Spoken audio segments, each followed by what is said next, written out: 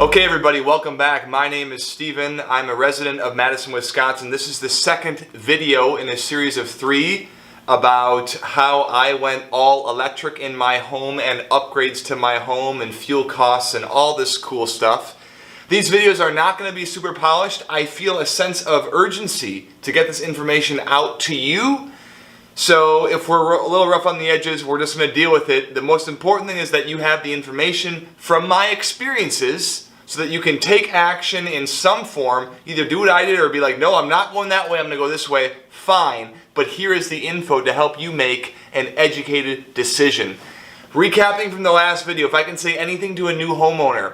Number 1, buy a simple house. A simple rectangle. Okay, preferably one that has an unfinished basement so that you can come down here and get access to stuff so that you can finish the basement, get some sweat equity so that you can make changes to the mechanicals or to the lighting or the plumbing or whatever it is, and you don't have to rip down walls and pull off insulation to do any of that stuff, okay?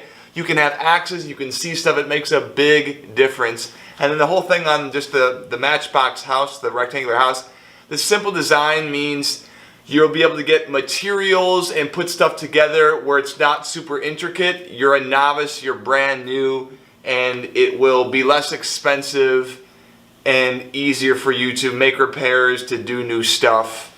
Okay, so these are the upgrades and the order of the upgrades that I did in my house. I'm a perfectionist. I like things to run optimally, super smooth, dialed in. So I knew when I bought the house I was going to be doing a ton of work on it. The very first thing I did was I air sealed my house. The air that I'm standing in right now, this pool of air, is expensive. I paid to heat it, to cool it, to humidify it, to dehumidify it. Okay? I don't want it just leaking out of the house on its own or infiltrating into the house on its own. I want it to move in and out of the house on my terms when I say so. I want finesse over my house. I want control over my house. I don't want my house to be a leaky sieve. No. So I air sealed my attic first. That's the most important spot to do. So I used a bunch of cans of that great stuff spray foam. It took me like 40 plus hours. I even insulated the exterior wall top plate. So if this is my attic and here's my roof, I got my head way out here near the eave and was putting spray foam way out there with like this long gun thing, trying to get it out there to stop all the air coming up from behind the walls, hitting the top plate and squeezing out there. Insulated that whole thing. It took me a ton of time. Then I insulated the rim joist down here in my basement.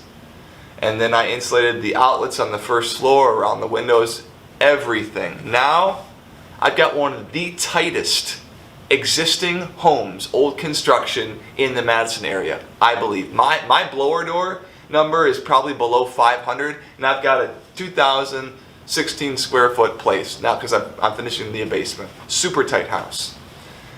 After you air seal the house, then you insulate. I blew cellulose. I got probably R40 up in my attic.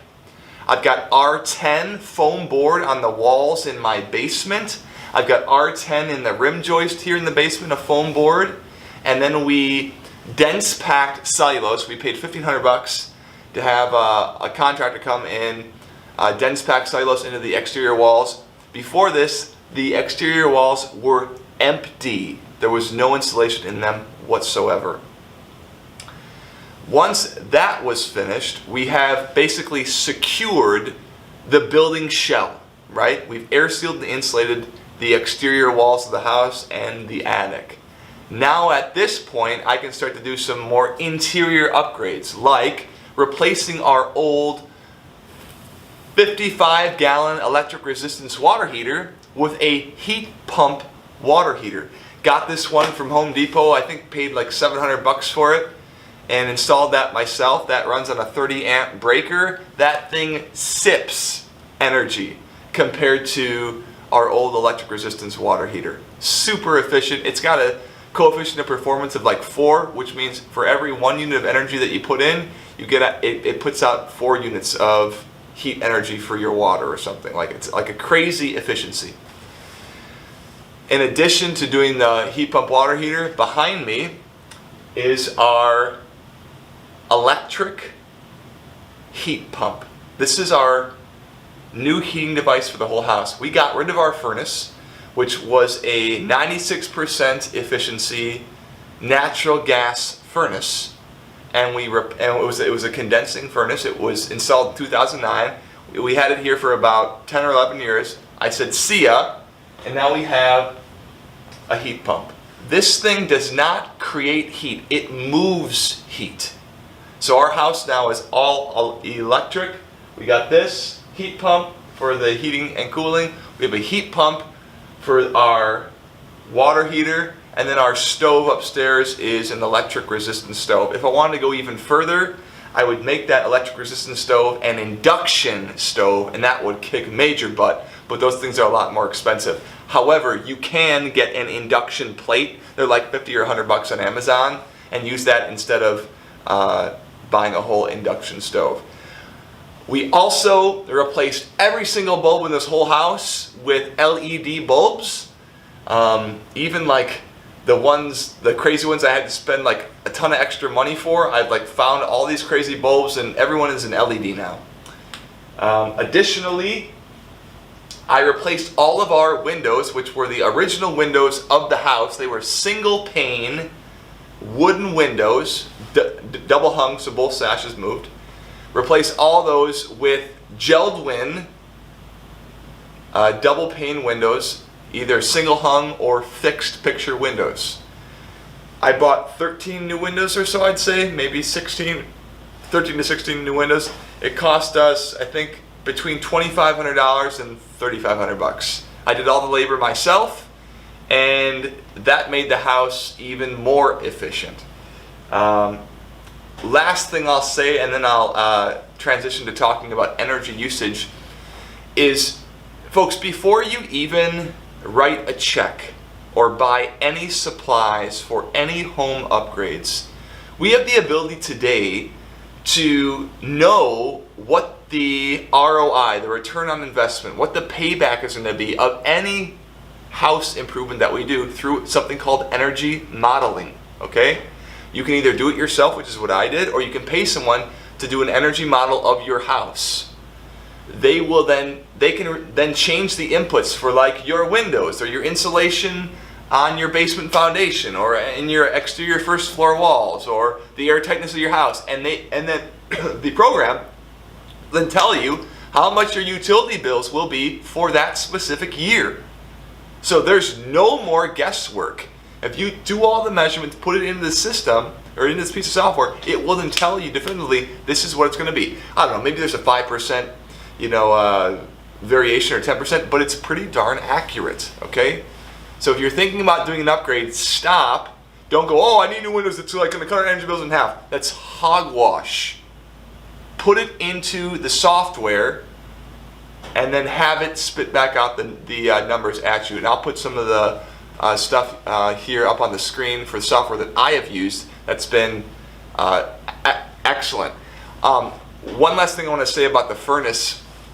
Our original furnace in this house was an 80,000 BTU furnace. It put out 80,000 heat units. The actual needs of this house on the coldest day of the year, or one of the coldest days of the year, is about 24,000. So this heat pump here is a quarter of the size of what we had here. Wow, what a huge reduction. Okay, last thing I want to talk about in this video, folks, I know it's been long, is our energy usage. After I did the air sealing and the insulation, we effectively cut our heating bills and really our electric bills in half. We cut them in half. I remember calling MG&E and talking to this lady there named Leah, and she couldn't tell me what the exact usage was because the previous owners did not agree to have their energy bills be public for someone to look at or something. I don't care. You guys can look at mine all you want. Who really cares? I'm not growing marijuana down here in the basement or something. But she said we cut our stuff in half. Okay. Today I'll put these charts up on the screen. You can see that my energy usage is about half of what the typical home is, or maybe it's around like 40% of what the typical home is, or 40% less than what the typical home is here in Madison. and that's attributed basically all to all the upgrades that I've done to the house. Okay, so here's that info right here.